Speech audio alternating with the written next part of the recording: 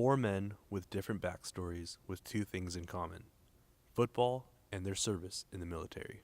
Quavion Ross, Jordan Beatty, and Chris Davis served in the United States Navy, while Dylan Anderson served in the North Dakota National Guard.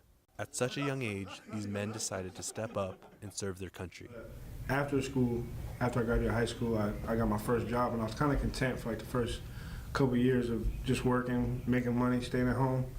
And then, as all moms do, she got tired of me sitting at home. So she said, "You got to do something." And I still wasn't ready for college, so that's when I went to go talk to the recruiter. So she was kind of excited when I came back and told her what my plan was. I'm a huge mama's boy, so my mama cried for 3 days after I told her what I did. But my grandfather was a big Marines guy, so he supported me 100%. But my mom was pretty sad. But at the end of the day, she's proud of me for how I turned out and what I've done so far. So it turned out to be a great decision for me. And now playing college football, the transition hasn't been too difficult of an adjustment. You get up in the morning, you do what you're supposed to do, and this and that, and just like football, you got to be there, be on time, or you're going to get punished.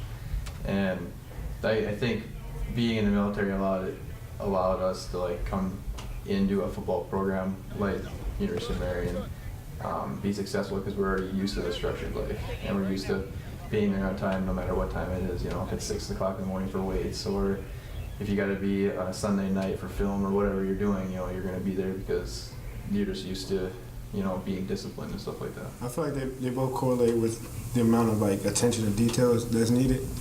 That's the biggest emphasis in boot camp is attention to detail. Everything has to be a certain way. So I feel like just with football players, everybody has to do their job in order for it to be successful, as in the military as well. Wait, when you say everything has to be exact, does that mean holding a blanket three? Yep, and then you even have to fold the blanket the right way, and then fold the corner of it for style at the end. So everything's got to be, your shoes got to be on the right floor tiles. It's everything down to anything that you own in boot camp. It has to be a certain way in a certain place, or you get in trouble. And that teaches you to focus on little things.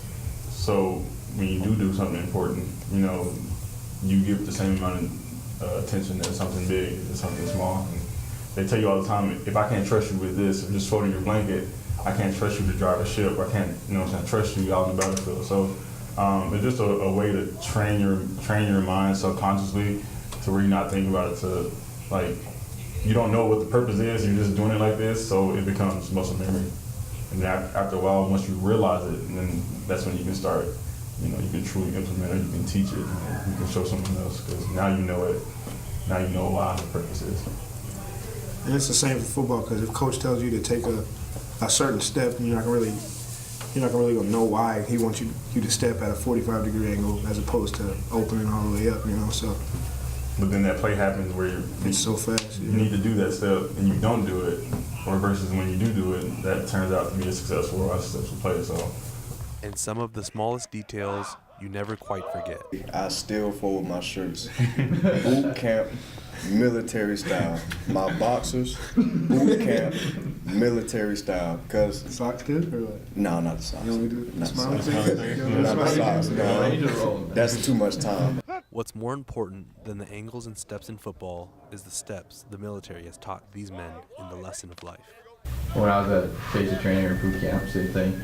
We used to have to hold our cups in the chow hall a certain way, and you always had to hold it like this. And we went through the entire basic training, and people would get in trouble for not holding it just perfect. And we were wondering, why. And finally we got to the grenade course, and it's because that's how you hold your grenades. And you couldn't even hold the cups right. Why would they want to trust you with a live grenade that could kill, anyone around you? So everything we do is for a purpose, just like in football.